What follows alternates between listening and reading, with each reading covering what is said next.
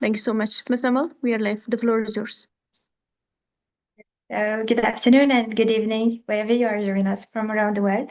I hope you and your family are doing well. It's my pleasure to welcome you all to this special Women Ascension seminar held in alignment with the International Day of Women and Girls in Science 2026. And before we begin, I want to expand my gratitude to everyone who has worked behind the scene to make this gathering possible. To Dr. Mahin, to Ms. Tamina, to Ms. Kanvi, to our department heads, to our fellows, and to every member of this global movement. Your dedication, both visible and invisible, is deeply appreciated. Allow me to introduce myself. I'm Amal Barkat, Head of Department of Learning and Understanding AI team at Women Ascension and founder of Plan AB Global Holding. And it's my honor to serve as moderator for today's discussion. Before we continue, let me acknowledge the institutions whose commitment has gathered us here today. Women Ascension, founded by Dr. Mahin Amjad, is a global movement present in more than 130 countries, a platform dedicated to building competence, confidence, and sustainable leadership. A space where women and elites develop skills, practice leadership, and build opportunity that apply to entire community. Today's seminar is one expression of this mission. So, science as access, leadership built through resistance. Now, let me tell you why we choose this title, because the title is not just a word, it is a declaration of what we believe. Science as access, not science as prestige, not science as a career reserved for the privilege, not science as something that belongs to certain countries, certain universities, certain family. Science as access, meaning science is a door. And every person, every girl, every young man, every curious mind on this planet has the right to walk through it. Leadership built through resistance, not leadership built through comfort, not leadership that was handed down, leadership that was forged in difficult environments under pressure through struggle. Because the truth is, the most powerful leader in science are not just the one who had the something bad. They are the ones who keeps going when the path disappeared. And that is what this conversation is about. Not celebration success from distance, but decoding the road that built it so that everyone listen can see their own road more clearly. And I want to say something about why this conversation is urgent, not just timely urgent. We are living in the area of AI.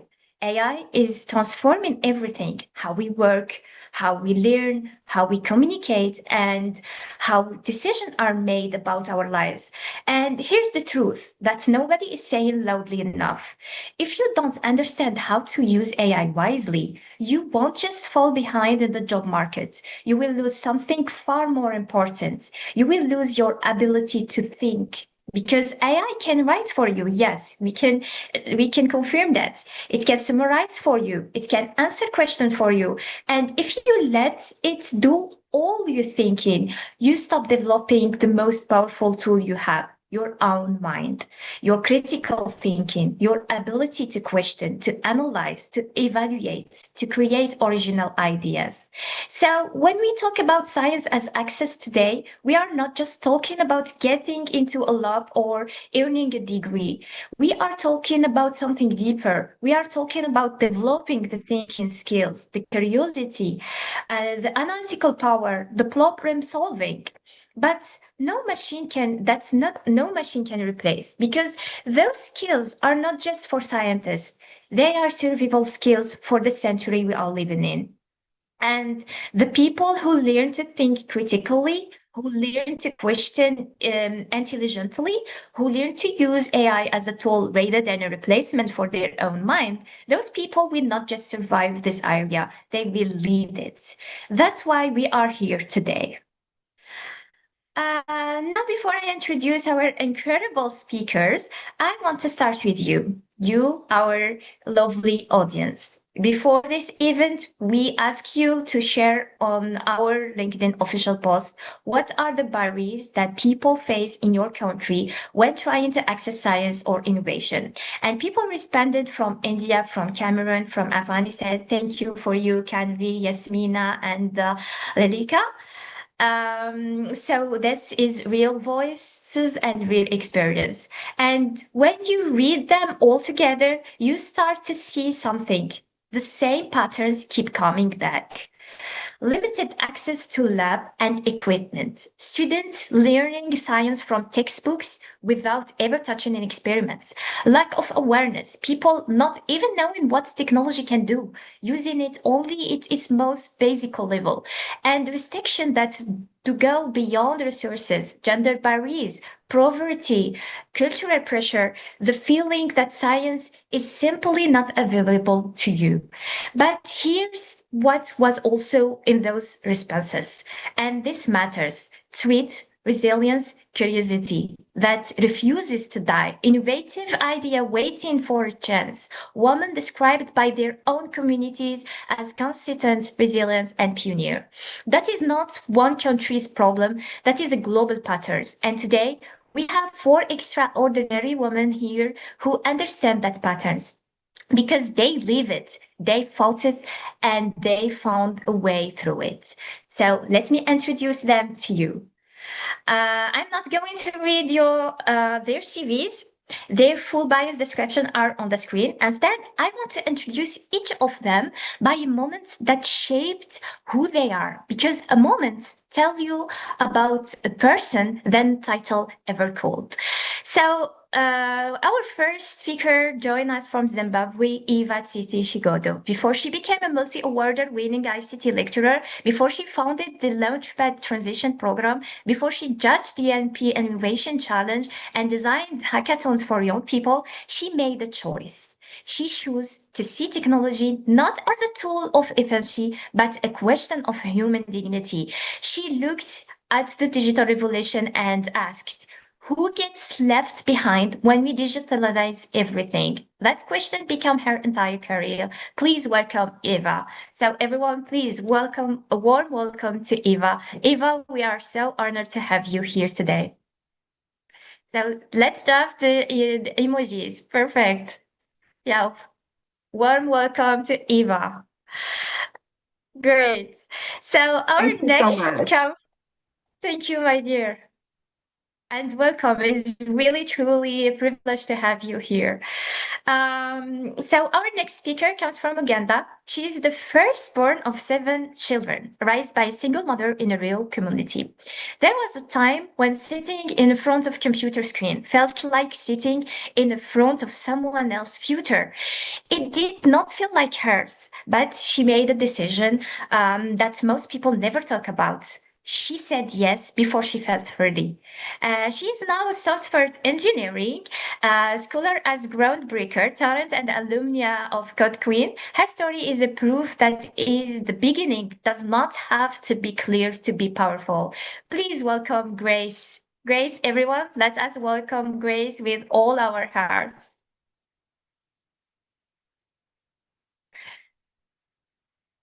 Great. Thank you so much, Grace, Shamel.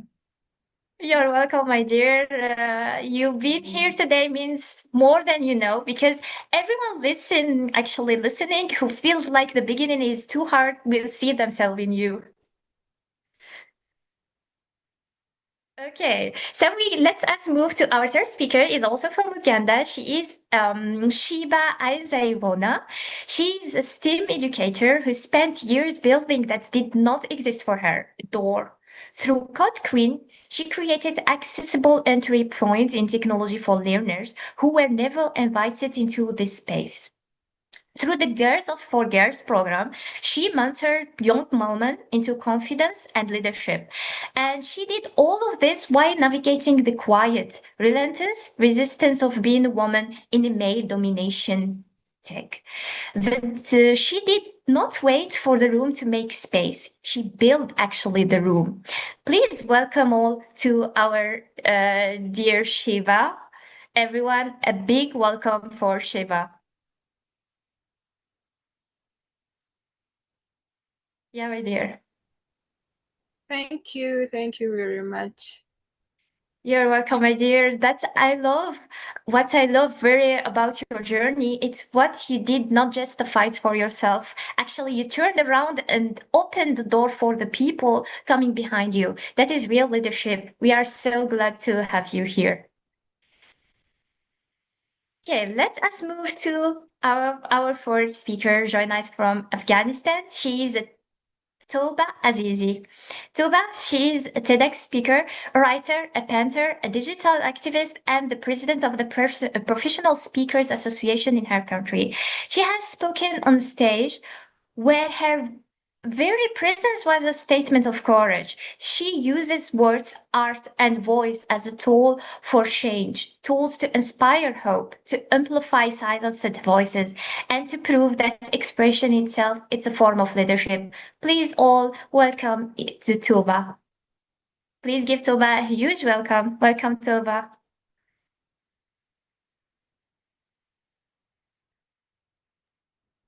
Welcome, Thank Ms. you. Tuba.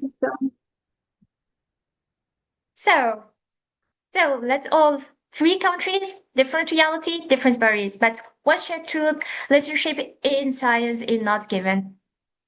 It is built under pressure through resistance against the odds. These are the women you are hearing from today, and this conversation is going to be real, raw, practical, and designed for every single person in this room. Let's begin. So our first segment is the barriers and turning points. But before I want to ask you, our dear audience, to don't feel just you are just to watch here, but also we wanted to include you here. So please drop in the chat right now. 126. What is the feeling you have when you think about your relation with science or technology? Is it passion? Is it fear? Is it confusion? Is it curiosity? Is it frustration? Is it excitement? Perfect. Go ahead. I want to see answers. Curiosity. Perfect. Yeah. Okay. 1, 2, and 6. 1, 2. Perfect. Thank you all. Thank you all for your interaction. So now I'm going to ask our speaker to take us somewhere personal, where where somewhere real, not a summary of their career, not this achievement. I want one specific moment when continuing on this path felt nearly impossible, and then the decision that changed that direction. Honestly, specificity, let the audience feels like they are standing in your shoes, 3 to 5 minutes for each. So let me bring to the stage Grace. Grace, my dear, you are here? Yes, I am.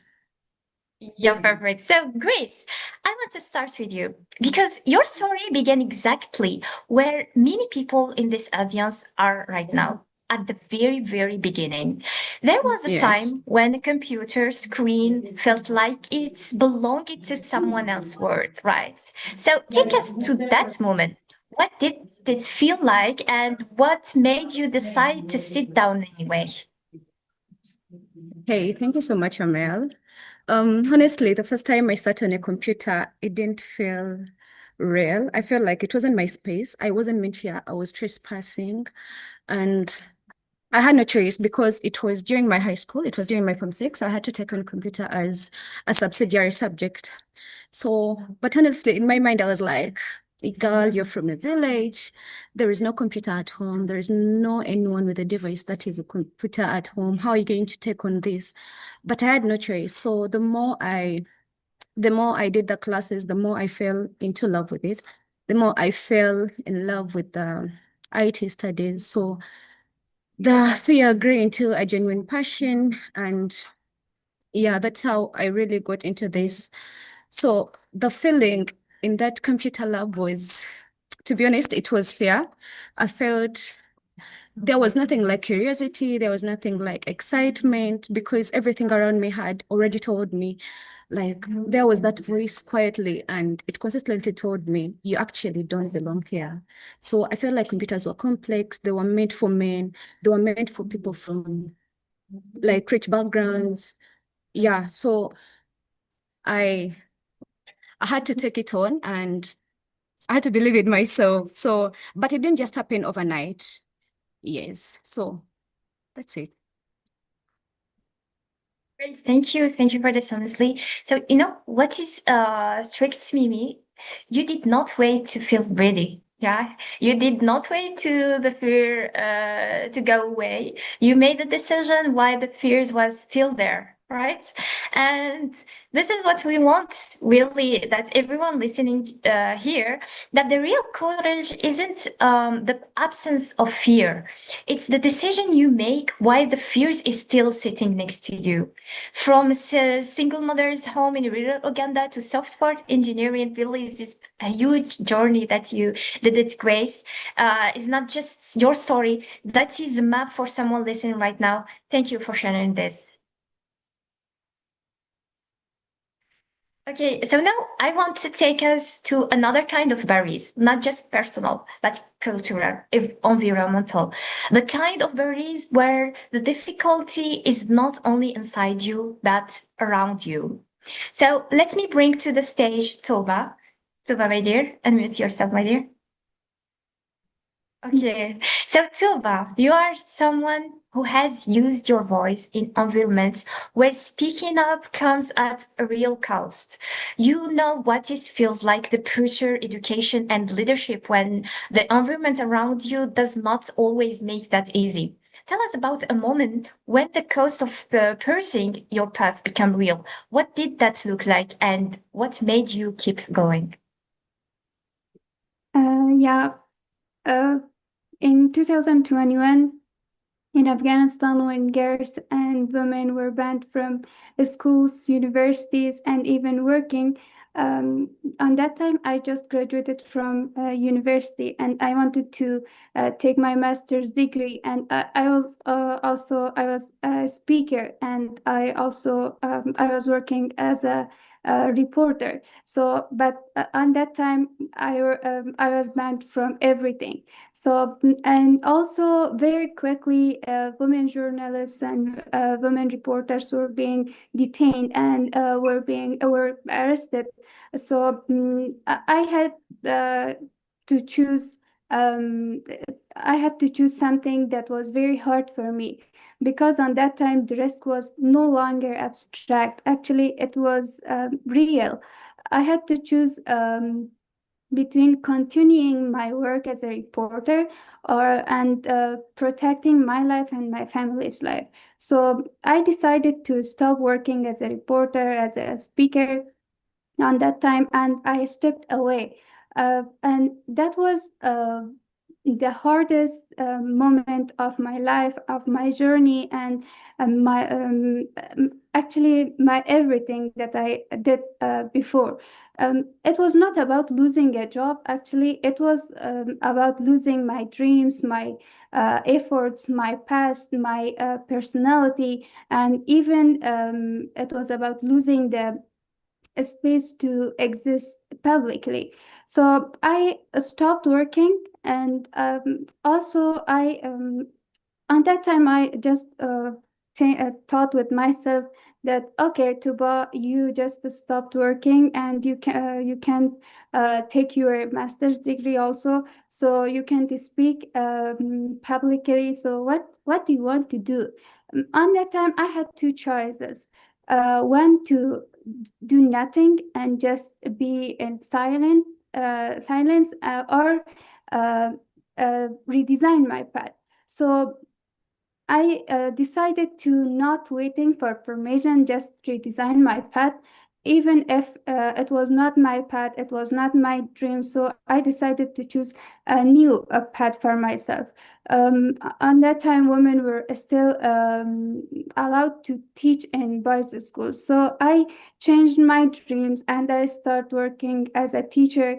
And also I started learning new skills and started working with new people and creating new networks. So on that time, I chose to move. I actually choose movement over silence. Yeah, my dear. This is really inspiring, really. So You know what you just shared? Take a kind of courage that most of us we never fully understand, because um, we see the weight of what you carry, and we deeply respect the fact that you choose to show up, to speak, to create, to redesign your path again, to lead even when the environment make that incredibly difficult. And I think I want also to share something also. I think that's true that extend far beyond any single country. Actually, there are people watching right now from environments all over the world where speaking up, where pursuing science, when choosing to learn is not encouraged. Sometimes it is actively resisted. And if you are one of those people, I want you to look at Toba, because she is the proof that your voice matters, especially when someone is trying to silence it. Thank you again, Toba. We are really honored to have you here. So we have heard from someone who navigates personal fears and from someone who navigates environmental resistance. Now I want to bring in someone who look her own experience of exclusion and turn it into something extraordinary, an entry point for others. So let me bring to the stage Shiba. Shiva, you now build the doors that did not exist for you. But before you were a builder, you were navigating male dominated tech space where your presence was questioned. Take us to that barriers. What was the hardest moment, and when did you decide to stop asking for permission and start creating your own space? Thank you, Amel. Yeah, one of the barrier is the imposter syndrome. I've always believed that entry into technology required me to be 100% with the skills required. And that is one of the hardest barriers I've faced. But what made me to take up this decision was when I realized that I was the only one who had the keys to my potential. I mean, it is me that I had to be sure that at some point, even if I'm in the male-dominated space, I have to keep myself up. Yeah, so I joined spaces that required results. I got in touch with mentors that were my accountability partners. Like they always want to see results from me. How far have you gone with this? What have you failed to achieve? Things like that. And I made sure that I show up consistently, because whenever I show up, there is something I learn. There is something I gain from that. Yeah. Thank you. Thank you, Shiva. Really, I'm genuinely impressed. And I want really to name something. You did not just survive the resistance you faced, you transformed it. You took the pain of being excluded and said, I'm going to make sure nobody who's come after me feels this way, right? So this is not just resilience, this is articulator. You built actually Code Queen, you built Girls for Girls, you build actually structure so that the next person does not have to fight the same fight from zero. Let's take a different kind of strength. And I think every educator and every mentor listening now should hear this. The most powerful thing you can do is not just open a door for yourself, but to leave it open. Shiba, what's a fighter? What's a builder? Thank you to be here today. So I want to name something before we bring Eva in. We have heard from three women, three different barriers, but a pattern is emerging. In every case, the turning point was not a resource, it was not funding. It was also not a program. It was a decision made before the conditions were ready. Let us see if that patterns hold. So let me bring to the stage Miss Eva. You see this from a different angle. So Miss Eva, are you here?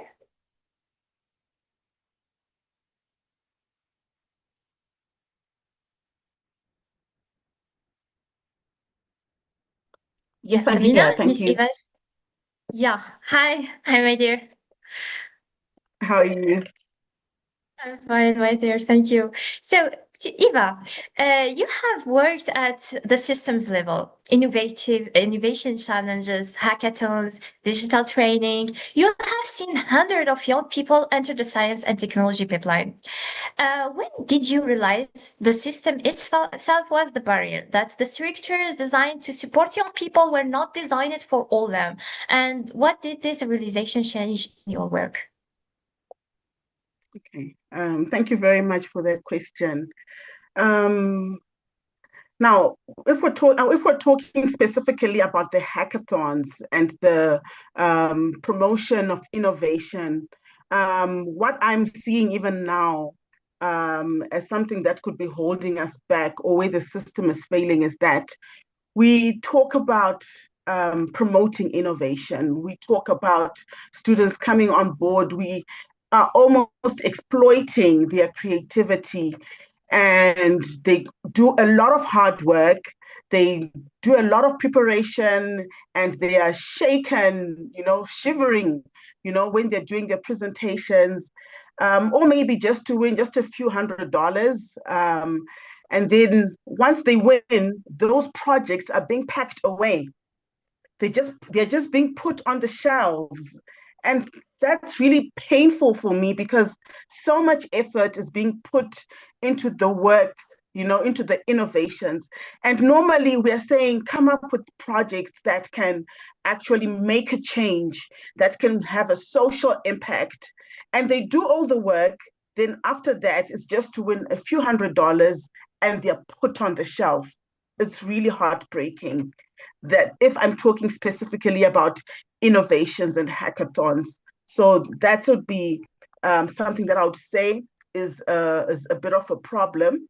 But maybe on a personal note, what I experienced and I noted as the system failing me was that I loved mathematics when I was in high school.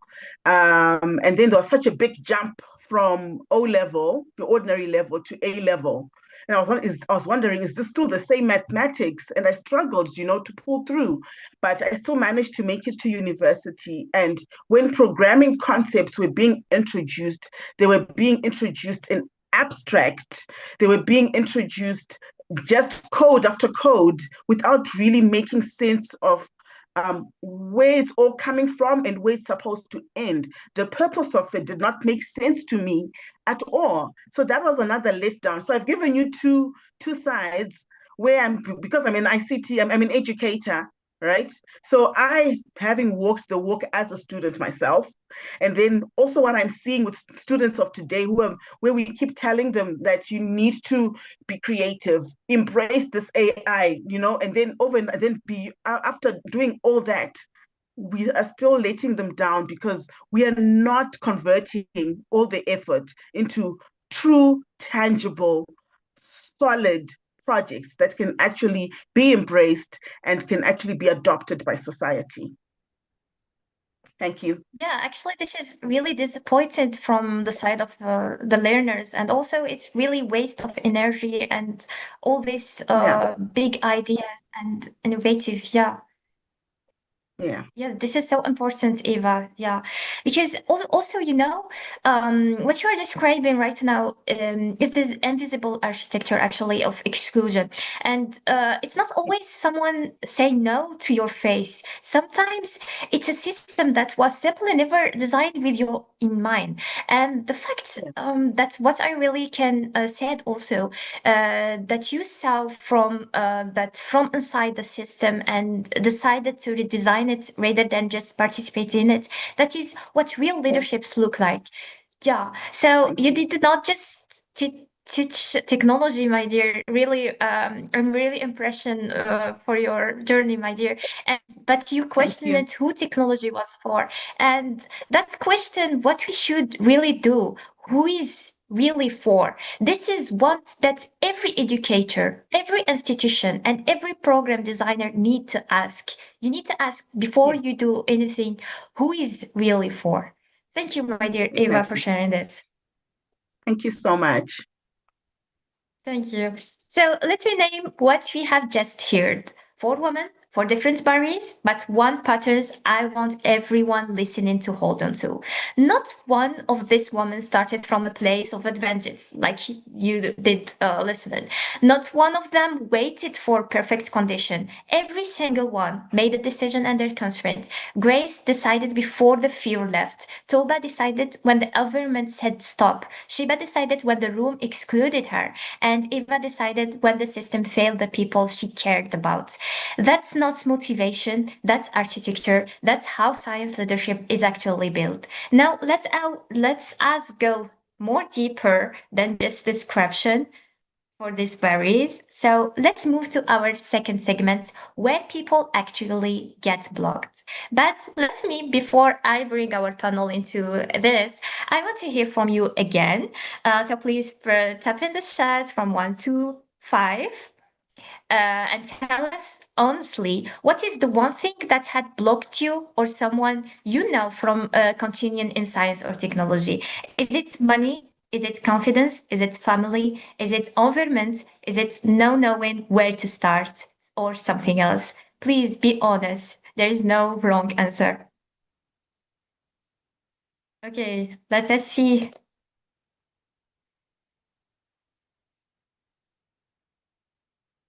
Okay, 2 and 5, 2 and 5. So not knowing where to start.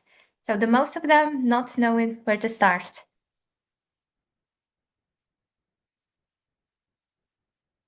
Perfect. Great. So, Power 4, thank you all for your interaction. So, what you just shared is exactly what our speakers have spent their careers understanding. So let me hand your answers to this woman who have lived this. So let me paint a picture. Imagine a young person, 19 years old, small city, could be anywhere in the world, no lab, no mentor, family is not against education, but not excited about it either. They see it as a cost, not an investment. This person has a phone, internet most of the time, and one question they have never said out loud, can I actually do this? So, what is that's who we are designing this conversation for. Where does this person get stuck? So let me bring again Eva, my dear. All right, Okay. thank you. Thank you, my dear. Yeah, that scenario is, I think it's a very real scenario because the majority of 19-year-olds today will probably have access to a phone, will probably have access to internet, and but the problem is they don't know what to do, how they can harness value from that technology. In fact, they don't even realize the potential that they actually have just by owning that phone and by just having access to the internet. So that's the problem, because instead of converting that access into something valuable, into something that can actually grow themselves, grow their careers, or possibly even build businesses.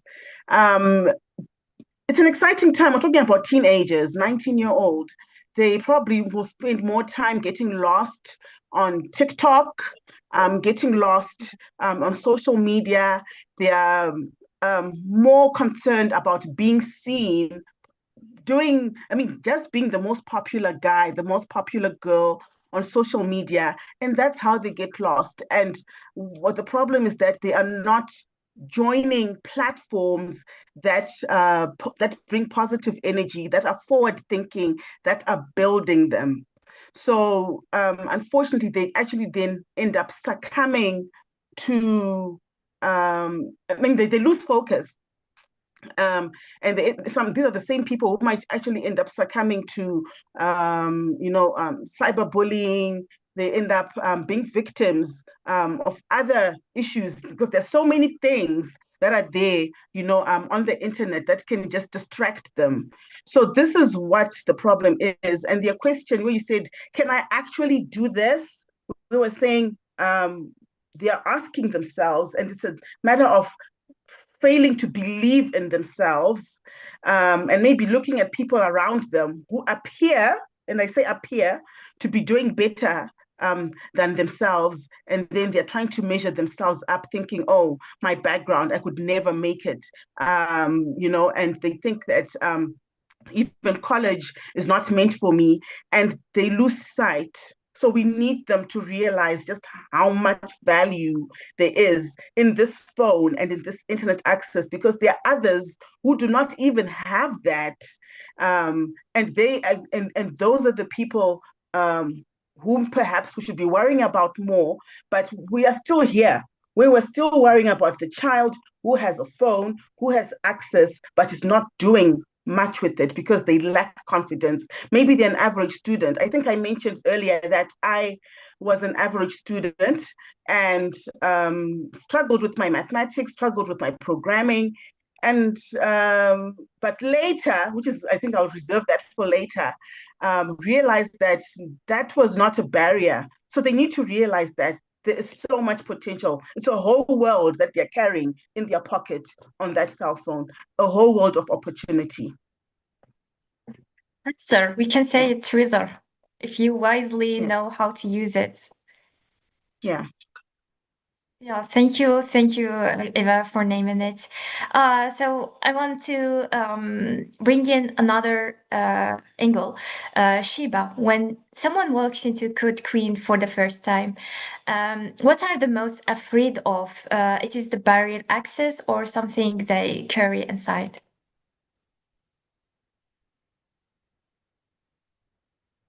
Thank you for that question.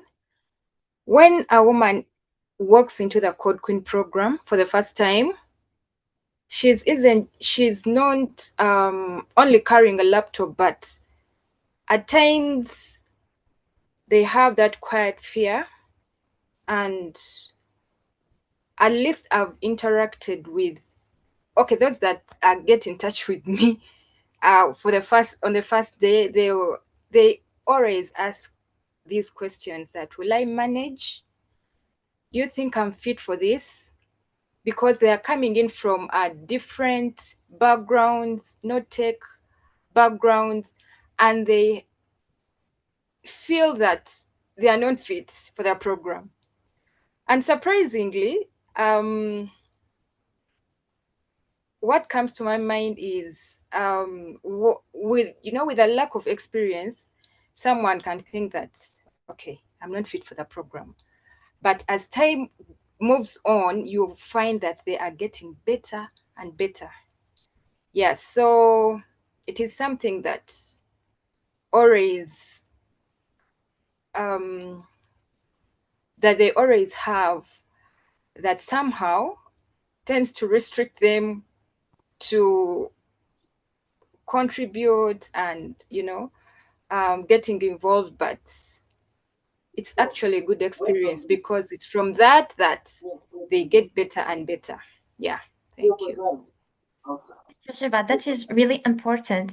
So even when we solve the access problem, there's still, like you said, in the psychological barriers, we can call it. The person has internalized the message, this is not for me. And this, we can call it, that internal barrier can be harder to break than any external one. So we can give you access, for example, but if you didn't beat what there is inside you, it will be really difficult.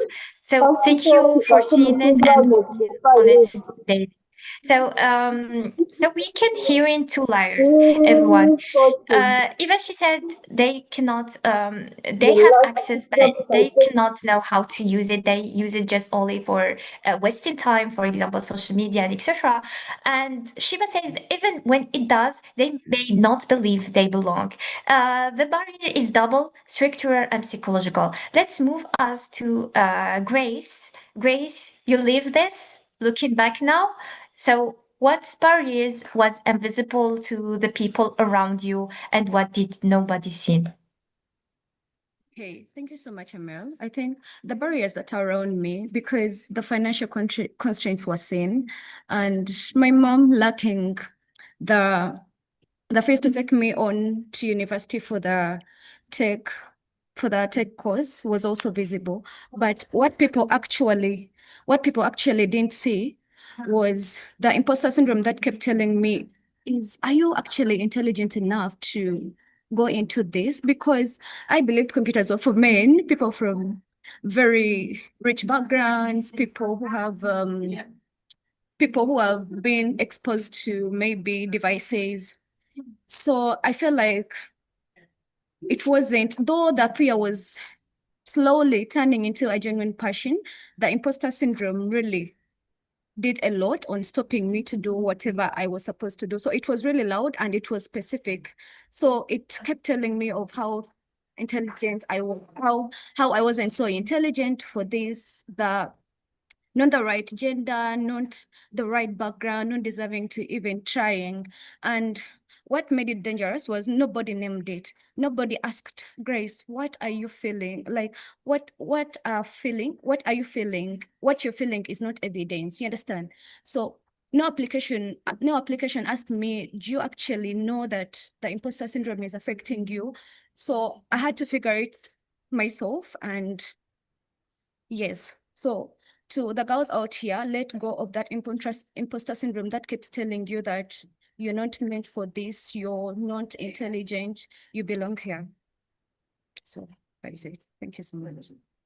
Thank you, Grace, for sharing this. This is exactly the honesty we need. We talk about barriers from the outside. Actually, there is money, infrastructures, but you are naming the barriers from the inside, the silent, the feeling for not belonging, and the things nobody asks because nobody know to ask.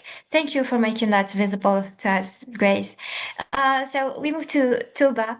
Tuba, you know what is like when the barrier is just not personal, it is environmental. When the culture, the community, the structures around you do not support your path. For someone in that situation, what does getting blocked actually look like day to day, and what do people outside those environments not understand about it? Yeah, thank you for your question. Sometimes the barriers are personal, but sometimes it's actually environmental. When the barrier is environmental, actually, it's not dramatic every day. It's actually quiet. So getting blocked does not always look like someone shouting no. Sometimes it looks like waking up with nowhere to go. Sometimes it looks like you have the ability to study, to learn, but there is no classroom. Sometimes it looks like having questions, but no teacher. Sometimes it looks like having dreams, ambitions, but no laboratory. So day to day, it means uncertainty. Um, you plan, you have plans for your future, for your dreams, but you do not know if that plan will survive next week or not. Sometimes you study, but you are not sure if your certificate will ever be recognized. And you sometimes you dream, you have dreams, but you cannot see um, the next steps in the next step clearly. So, and the points that the people outside of that often do not understand is that actually the hardest part is not is not restrictions itself. Actually, it is the mental exhaustions.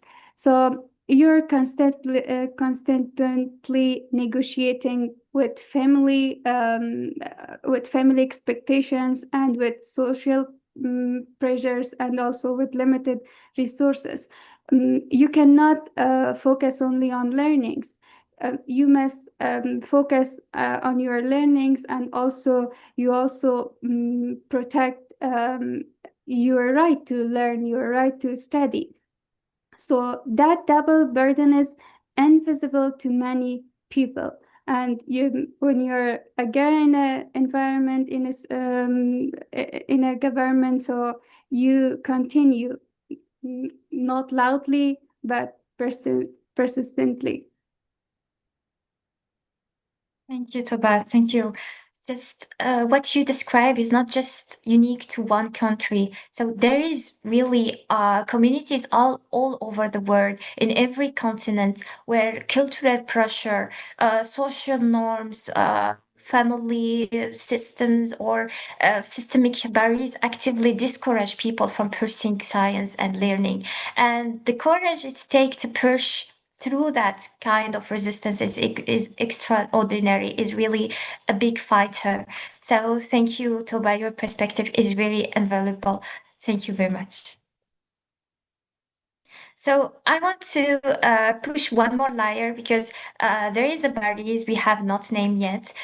For example, we live in an area that has turned science into a checklist. Get the grade, pass the exam, earn the certification, move to the next level, and in the race, something die the passion, the joy of actually doing science, the thrill of experimenting, of discovering, of figuring something out with your own hands and your own mind. That's the soul of science, and our education systems actually are slowly suffocating it. People are being taught to perform science, not to fall in love with it. They chase marks instead of chasing wonder. So let me ask the panel, how do we protect the passion? How do we keep the love of science alive when everything around us reduced into the grade or certification? So who wants to take this?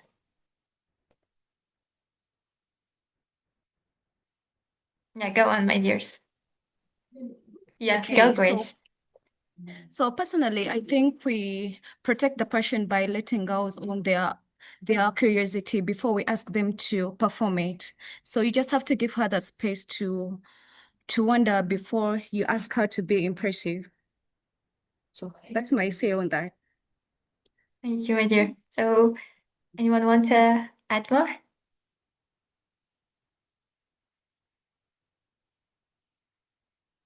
Okay.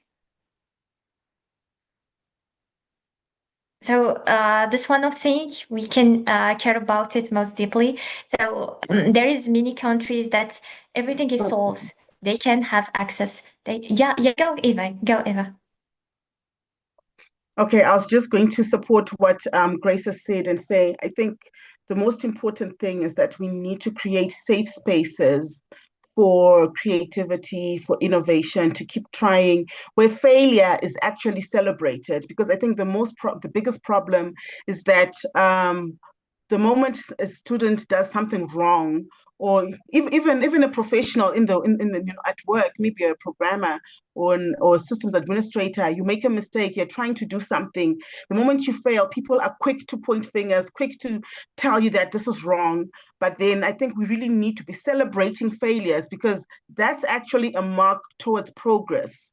I have spoken before, and I've been training teachers to promote innovation, ICT teachers in particular, to promote innovation in their classrooms, where we do not only celebrate the best project, but we even celebrate the stages that got us to that wonderful project, because every breathtaking solution has definitely gone through failures. So we need to create safe spaces where we're actually identifying a milestone to say, oh, fine, first failure, but guess what? We managed to get to stage a second failure, where we will actually manage to overcome the first failure, and we now have a new problem, but eventually what we know by doing that, we are promoting positivity, and we are not discouraging, our creative minds. We're not telling them to stop. I think that's my response to that one. Thank you, Eva, for sharing this. So, yeah, so like we said, we don't need to we have not the pace. We need actually to kill this skill of love of science by teaching it. We have not built scientists or thinkers. We have built certificate collector, and the world does not need more certificates. It needs more curious mind, as you said. That's what I want to add on me by my side also. So if last question for this segment, if you could give a young person only one thing, not money, not scholarship, not a device, one thing that would change their trajectory, what would it be? So this question for Eva and Shiva.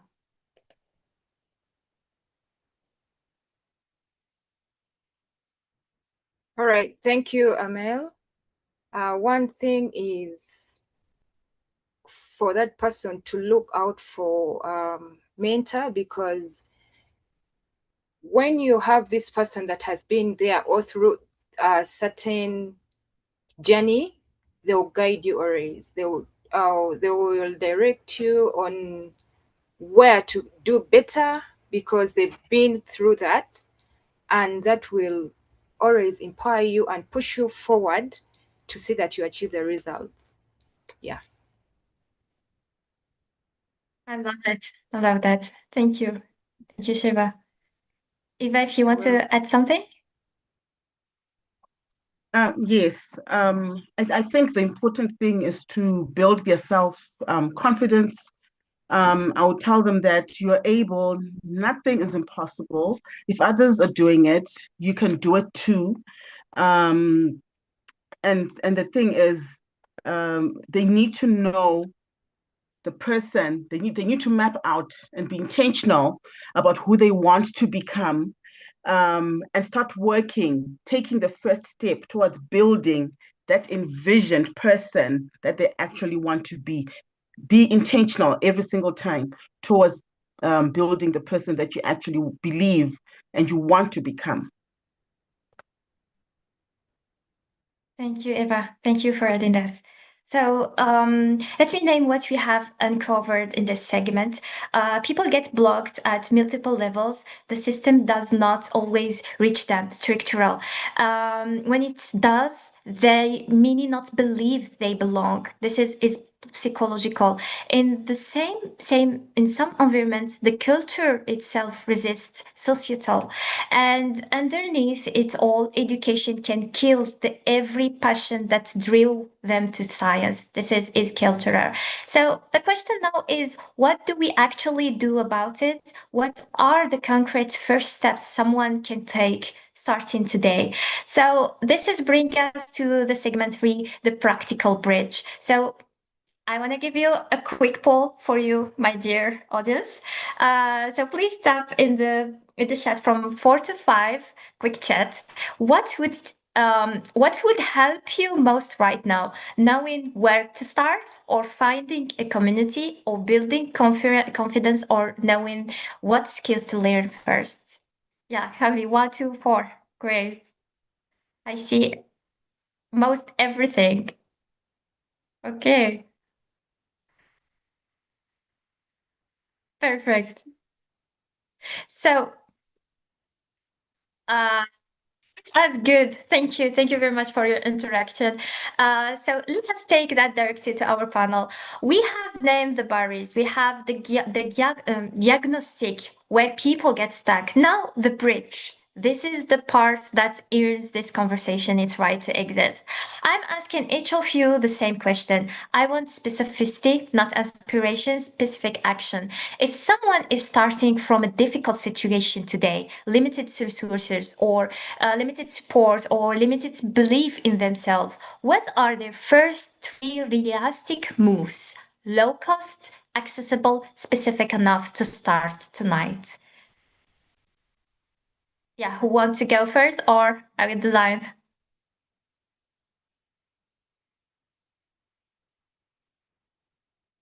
Okay.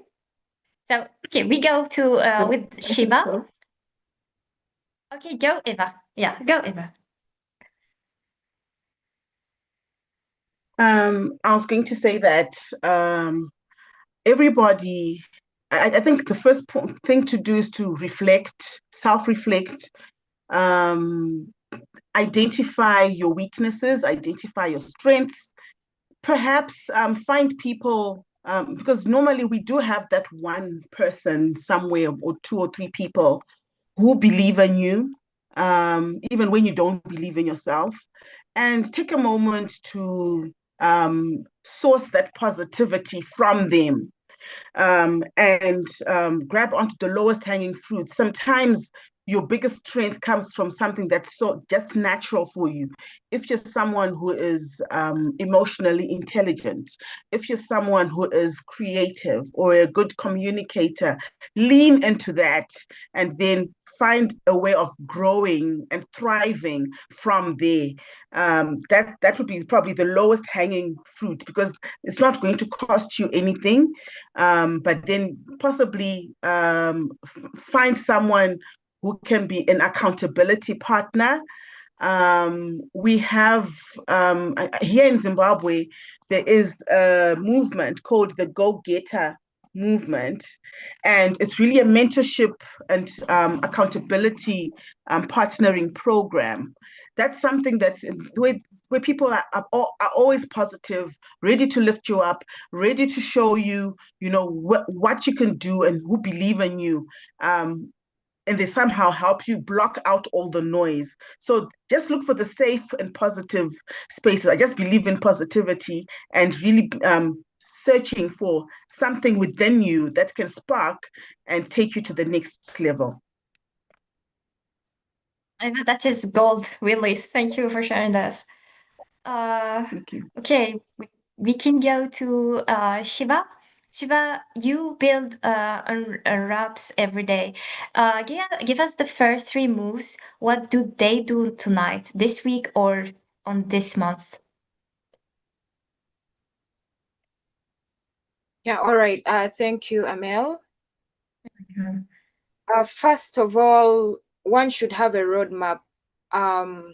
Knowing what you want to become is important, because you won't try out all things, and then at the end of it all, you are failing in all. Yeah. So have a roadmap, and then that will guide you on picking on who should mentor you. Why I'm overemphasizing mentorship is because it has been, and it is still, part of me, because you look out for someone who you think is well aligned with your vision, what you would like to become, your goals, and then get in touch with them. Yeah. And then the moment you get in touch with them, you'll be given more guidance. Then there are communities where people share their experiences, their journeys. One can connect to the community, or depending on the country, because back here in Uganda, there are very many tech communities. So you can join any that is within your country. Then lastly is the way one can start building. You build, because unless you've built, no one will know what you've done. Okay? So you build, put your work out there for people to see, to give you credit, to help you, because as you're putting your work out there, more people are learning from you as you're learning from them. Yeah, I believe with that, at the end of the month, at least someone has learned something. Yeah, thank you. This is really incredible, Shiba. I love how practical that is. So real steps, no fairy tales. Thank you, Shiba. So let's go to Tuba. Tuba, you represent the hardest version of this question. For someone in an environment where even accessing information carries weight, where Persian knowledge requires courage, what are their moves? What can they do when the conditions around them are the most difficult? Yeah. If I suggest three moves, the first move, I will suggest that choose one skill that travels. So you can choose one skill. Maybe it could be graphic designing, coding, data analysis, everything. Maybe learning some new languages. So just choose one skill and practice it 1 hour daily for even for 30 days. No excuses, just small steps, because the small steps are always rebuilds power. And the second move, I can suggest that join one global learning space. Today, today's there are free courses, associations that you can learn from them. You can have different courses and learn from there. So you can join one of those global learning spaces, and on that spaces you can broad your networkings, and you can create new networks, and you will learn from new people. And the next moves, I can say that produce visible proof every month, maybe one presentation, one article, or one a small project, because I think don't just consume knowledge, show evidence of growth. So I think these three steps can be my suggestion. Thank you, Tuba. This is really inspiring.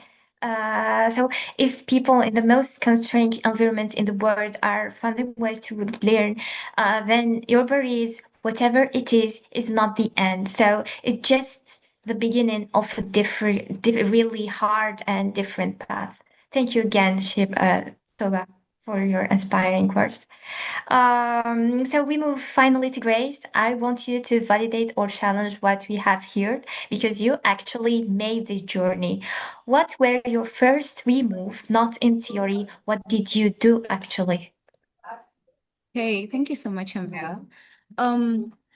Personally, I was already on LinkedIn, but I wasn't there for the tech opportunities. Something funny is a friend told me about LinkedIn, and they're like, I can find job opportunities onto LinkedIn. But when I got there, I happened to see posts about tech. And remember, I already had the passion in my mind, but then I didn't know where to start from. So trust me, the agenda shifted and I had to take on technology. That's why I found the Code Queen program. Shiba was my mentor. I was in cohort 14. And they always encourage us to post every day, to post our achievement. Okay. A moment. So they always encouraged us to post like the journey. They always encourage us to document our journeys, and that's what I did. So it really changed me, and I encourage fellow girls here to position yourself, show up, and document your journey. You don't know who is watching. The person watching may be your mentor, maybe your sponsor, and you never know. You are encouraging a fellow girl out there. Someone, don't use social media just for fun and to have entertainment. Someone may be scrolling through TikTok and they find your video and they get inspired. That's how you win a soul into this space. So I think that's it. Thank you so much.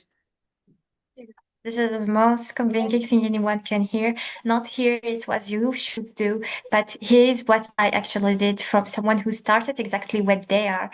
That is not just advice, this is evidence. Thank you, my dear, and I wish you all the best for your journey, my dear.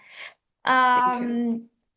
You're welcome, my dear. So, and what I wanted to say something about community, especially because many of you wrote community in the chat, and also the Our Mother's Day talk about community. That is exactly what Women Ascension was built for. This is not just an event. This is a global movement across more than 130 countries. We have 10 departments of covering different area. So if you're interested for some topics, I would do just go and subscribe or register there. So we have a fellowship program. There is a mentor. We have a space where you can learn, grow, connect, and build, surrounded by people who understand your journey. So when speakers say find a question, find a community, I want you to know you have already found one. You are sitting in it right now. Women Ascension is a community, and this space is here for you. Now, I want you to pick one move, just one, and decide right now what you start, not tomorrow, not when conditions are perfect, because every woman on this panel starts the same way before they were ready. And I want also to thank Dr. Mahin to build in such a really strong community for us. Okay, so we go finally to our final segment, Voice of Hope. So before this final round, I want to ask you something, my dear audience and participants attended, and I do not want you to type it in the chat. I want you to hold it inside. Think of someone you know. Maybe this is your sister, your daughter, your student, a friend. Maybe it's you. Someone who is talented, who is curious, who has something inside them and keeps pulling them towards science, toward learning, toward discovery, but who has decided, or the world around them has decided, that they are not enough. So hold that person in your mind right now, because that you are about to hear it is for them. So I'm going to ask each of our speaker to speak directly to that person. One sentence, please. Only one, non-preamble, no explanation, just your message, what you wanted to say for this. Yeah, who want to start? Who want to say? May I come in? Yeah, Hello. please go. Yeah, hello. Hello, nice to hear you. Yes, I'm Lilo Penilo from South Africa.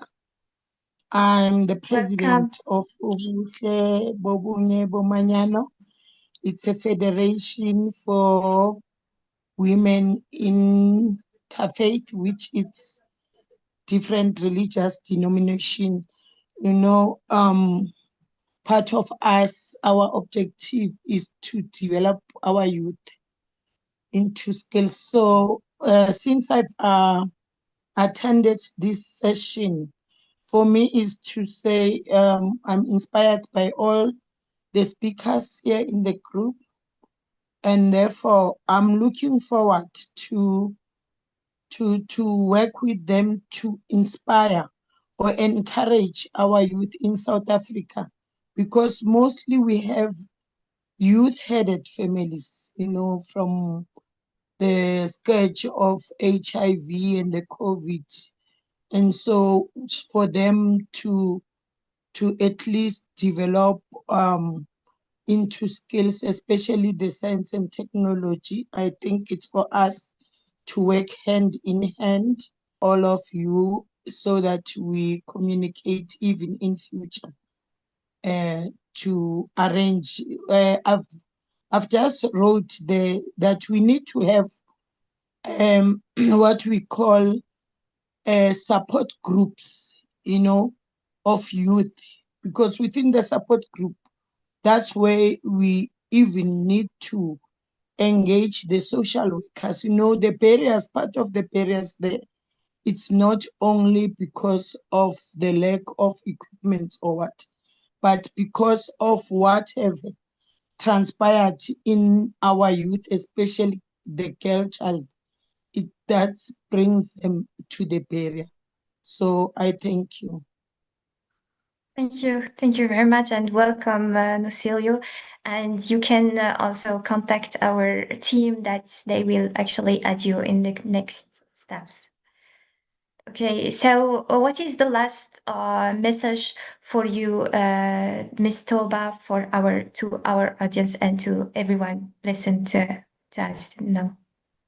Yeah, one sentence to the person who believes they are not enough for science. Actually, you're not behind. You're building a strength in difficult soil, and strength grows before success is visible. Thank you, my dear. Yeah, Grace, go ahead.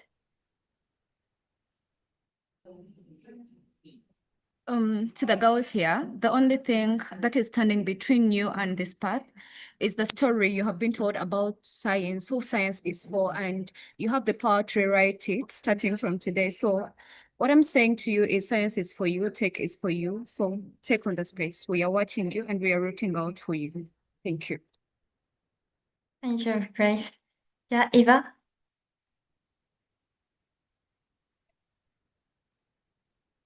Okay, my message is especially for the person who thinks that they're not enough for science because they've tried and they think they're failing.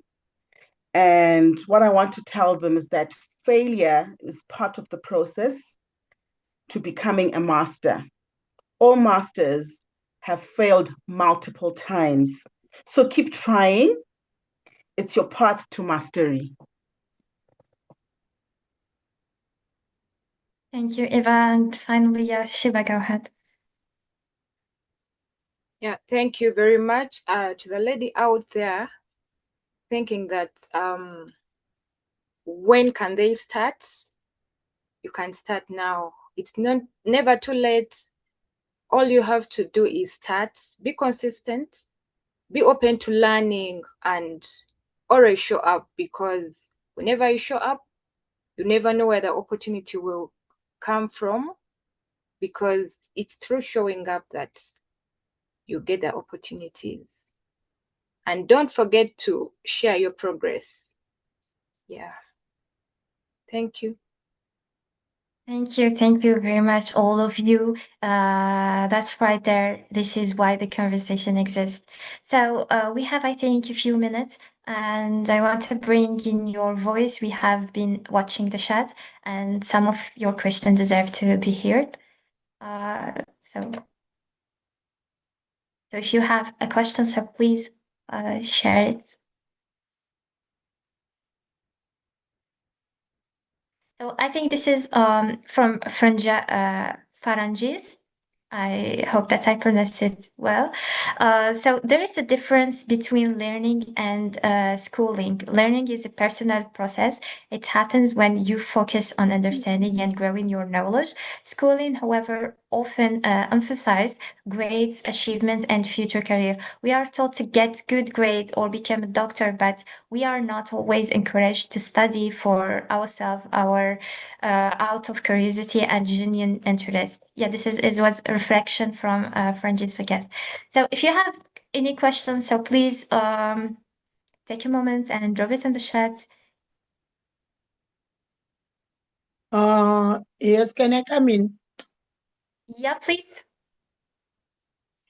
My question here is that for anyone who wants to be part of this development, does it needs any standard of education, or that's my question, or any age, or yeah, the two questions is for the standard of education or the age limit. Pardon, Nozelia, do you mean to be a part of what, to Women Ascension? This is your question? Not for the women session, but like today we've been talking about science and technology. So Okay. I just want to know from all the speakers, like I've said prior, that we need to have this group of youth and then bring them so that they can be part of of this science and technology development. Does this need any standard of education or the age limit? Okay, Nazilia, thank you for your question. So who want to answer it? Can I? Grace? Yeah, go, Let me Grace. try. So, Penny, it's not about your education background, it's not about the age, but it starts with you accepting. So the moment you say yes, then you're already on the journey. And we have very many resources out there that are free. YouTube is there. It has various ways on how you can jump onto anything that you're passionate about. And LinkedIn is also there. The way, I think I joined tech through LinkedIn because I found the Code Queen program, but they didn't ask anything like my academic documents, my age. They just took me in because I really wanted to. Yeah, so thank you so much. So you need to first say yes to what you really want. Thank you. Thank you. I guess this is, yeah, if you have another question, so please just unmute yourself or you can write it on the chat.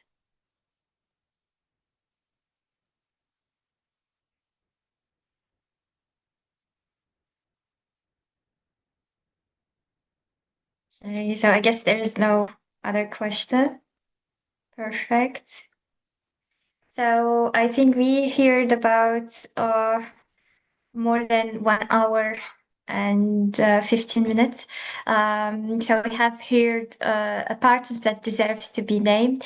So different reality, different barriers, but one patterns. Every pathway started with a decision made under constraint, not under perfect condition, not with the full support, under constant. That is how leadership in science is built. So it is not inherited, it is not given, it is forged by people who choose to be before they were ready. We talk today about science as access, and we mean it. Science is not a privilege for the few, it is a right for the many. And access does not begin with the perfect institution, it begins with a curious mind and the courage to use it. We walked about living in the AI age of AI, and the truth is the people who learn to think critically, who learn to question deeply, who refuse to let the machine replace their own thinking, those people will not just survive this area, they will shape it. And remember, you already have a community. Women Ascensions is here across 130 countries with mentorship, fellowship department, and people who believe in the same thing you do. You are not alone on this path.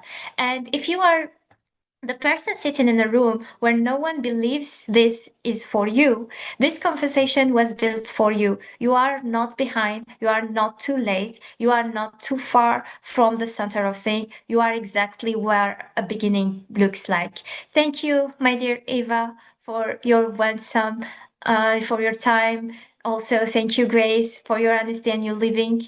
Ruth, thank you, Shiba, for building doors and leaving them open. And thank you, Tuba, for your courage, your voice, and your refusal to be silenced. So thank you, all of you, for your time, and what you have sharing with us is really valuable. And we really want to see you again in our next events. So thank you, Dr. Mahin, to Ms. Tamina, Ms. Kanvi, and to every person who made this possible.